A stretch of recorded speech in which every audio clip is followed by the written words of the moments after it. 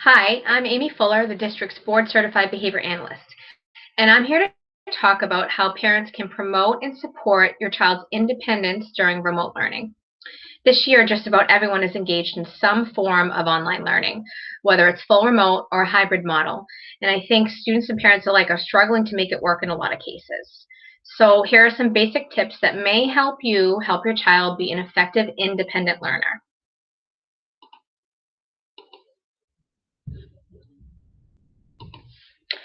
Here's tip number one. Prepare your child for remote learning ahead of time. Because we can't physically be there, we're relying on you guys at home to set your child up for success. You can review expectations with your child, both the teacher's and your own, ahead of time. Have a clean and organized space with designated areas for all of their items. If possible, practice locating, gathering, and cleaning up all these items outside of class time. This will help them to feel comfortable and confident with gathering these items while they're in class. Take care of basic needs prior to class. So make sure they have their breakfast, put a drink aside in case they need to take a sip, and use the bathroom ahead of time before class. Here's an example of one teacher's expectations for her Zoom class. Your child's teacher's expectations might be a little different, but in any case, you should be familiar with them and you should reinforce them at home. You'll probably have your own expectations too. For example, you might be working remotely as well. So you might have a specific way you want your child to gain your attention or request help. You might have expectations about keeping their area clean, remaining in your area, and respecting other people's areas if you have other children doing online learning as well. And you will probably want to set some guidelines as far as what they can and can't do during break time. You wouldn't want them to get engaged in a lengthy or very messy activity during a short break time because it will be really difficult to clean up and transition back to class. Tip number two, let your child's teacher do their job. In general, your child should get all the instructions and check-ins and reinforcement from the teacher. This means you as a parent should be taking a step back and letting your child tune into the teacher and the teacher tune into them. Your child's teacher should have instructional control and should be a source of reinforcement for your child. So this means your teacher should be the one, your student's teacher should be the one who is providing praise for them staying on task or telling that they did a great job completing their work, rather than you being that person to do it. Tip number three, keep the distractions to a minimum. Your child's eyes should be on the teacher, materials, and the students in their class, and not on you or other people in the house. In this picture, we see a very busy, very overstimulating environment. I know it seems like a no-brainer, but you know your child in the environment that you have to work with. So what you should probably do is look at those, the little things that might be distracting to your child. Like an example of this is a family photo on the wall right near their learning space. Maybe the photo is of a fun vacation that you took over the summer. Many children will find themselves glancing over and looking at the photo and thinking about that vacation and veering off track and kind of losing touch with their online learning. So look out for those little things around your house. Creating a nice, clean space and a distraction-free environment is best, of course. But let's be real, space and other logistics are a factor. Maybe you have multiple kids using the same space, all doing remote learning. Maybe everybody's kind of all huddled in one room because you have a baby sleeping on one side of the house and you want to keep everybody on the other side to make sure you don't wake up the sleeping baby. There are a lot of things that are coming into play here, but you really just have to make it work and do your very best to minimize the distractions. Here is a really nice creative way that one parent not only displayed the class materials and enclosed this child's workspace, but it also partitions off his view from the outside. See, his space just happens to be right in front of a window. That was probably their only option, but this poster board is serving as a partition to block his view outside, to outside, so things that are outside cannot be distracting him while he's sitting and working. You could also place another child on the other side of this partition and, maybe make their own partition using a poster board and have, kids working very closely in the same space. As long as they have their headphones on and they're fairly quiet, they could both work right there next to each other or back to back without really many distractions. This was probably my favorite idea for being creative and resourceful and setting up a space that is nice and distraction free. This is a closet. So I think they just set up a desk and they have built-in storage and organization up top and all of the work materials and nothing else on the desk area. And there's nothing but those 3 walls in the closet to look at. So I think with the appropriate lighting, this could be a really cool space for a child to work on their remote learning. Tip number 4, avoid unnecessary interactions with your child during class time. Try not to talk with your child while their class is running.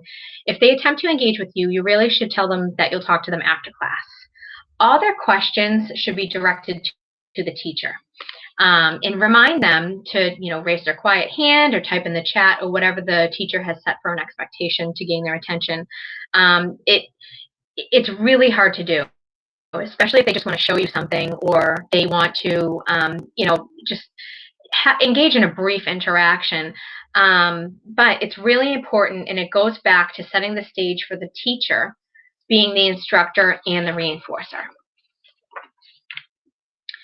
Tip number 5, let's face it, your child is going to need you sometimes, especially at first when they're starting a new class or they have a new teacher.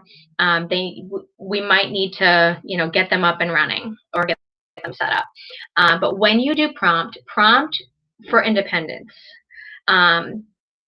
You may, especially with younger children, you may want to stay close and monitor your child and make sure they remain in the area and on task.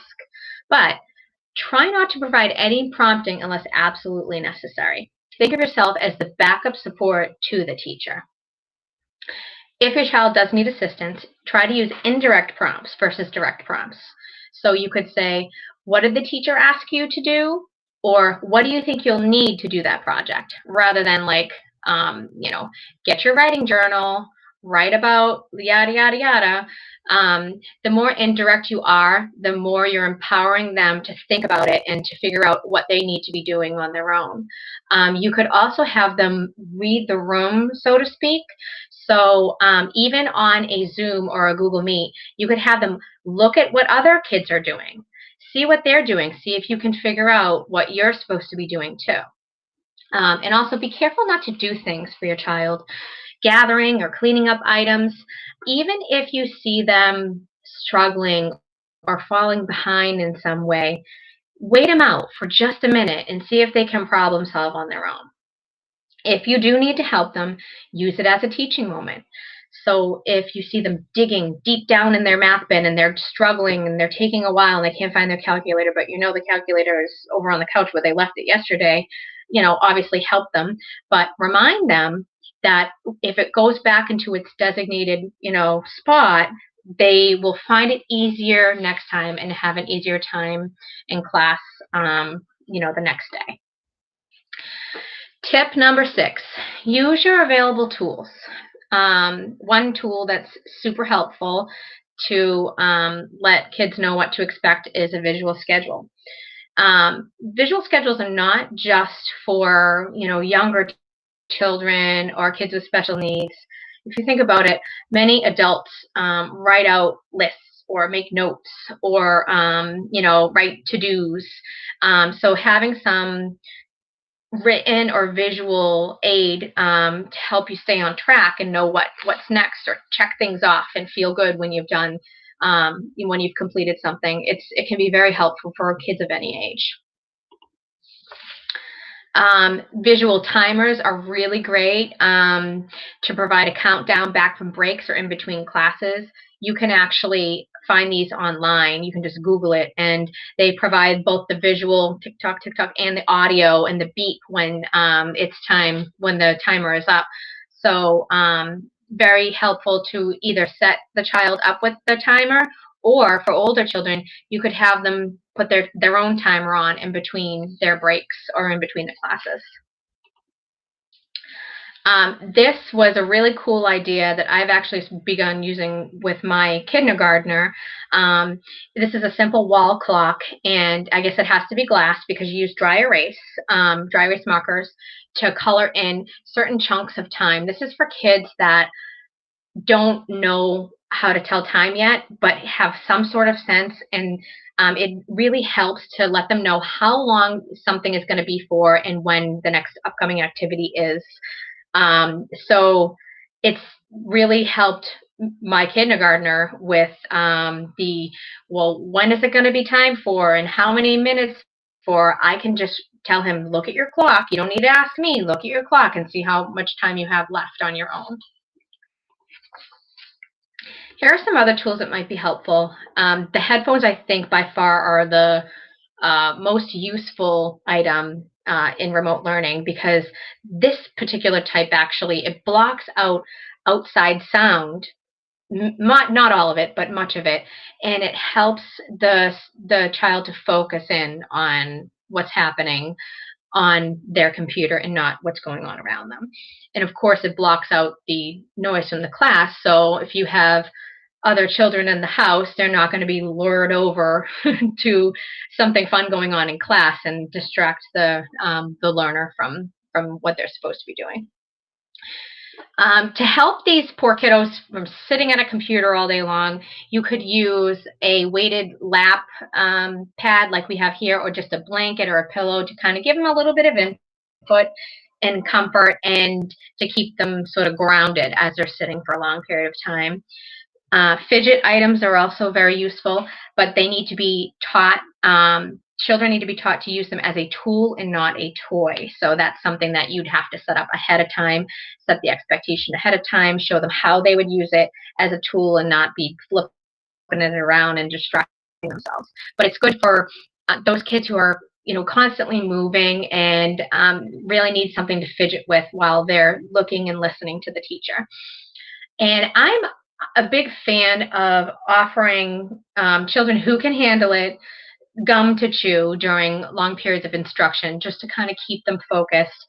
Chewing on gum or crunchy foods provides a lot of input. It's very stimulating and very satisfying and very calming for a lot of kids. So maybe if they can't handle it around their computer, you can use this sort of tool during their independent work time when they're just sitting at their desk. But something to think about, and talk with your child's teacher and their providers, and see what's worked within the classroom, and some of those things might work at home as well.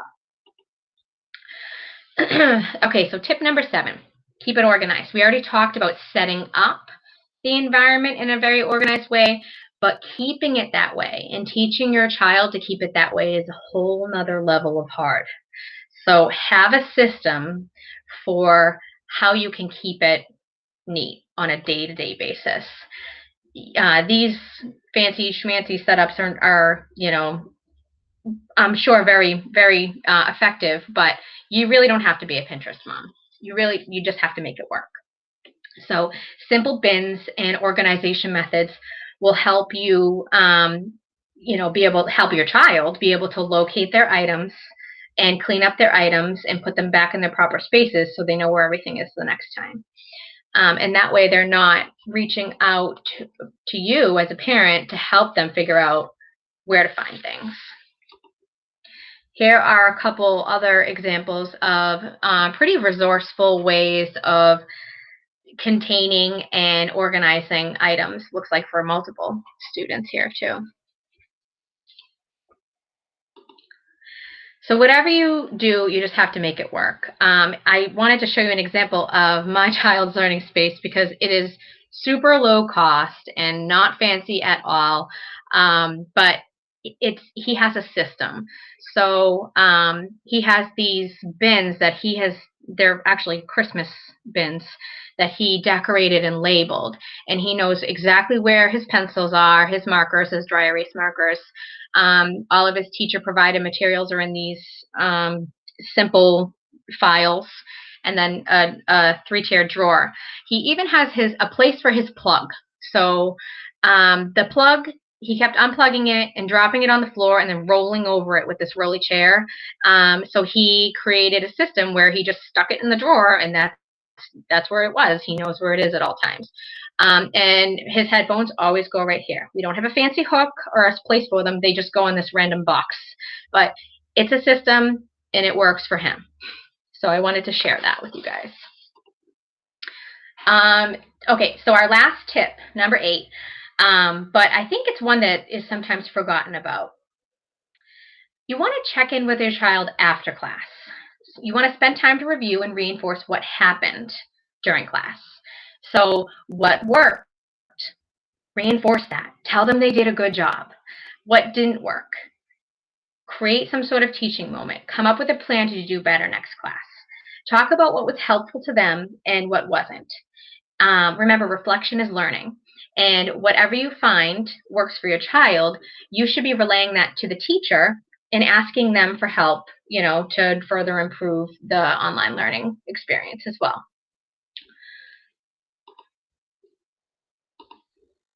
So I'm going to stop presenting. I just want to end by saying online learning is not easy. So if you find something just isn't working for your child or you feel completely lost, it's okay. And it's kind of normal. So please feel free to get in touch with your child's teacher or their contact person. School staff are here. We are here to help. And, we're all in this together. So make sure to keep the lines of communication open. And we'll all do what it takes to make the best out of this situation and create the best possible learning environment for your child. Thanks for listening.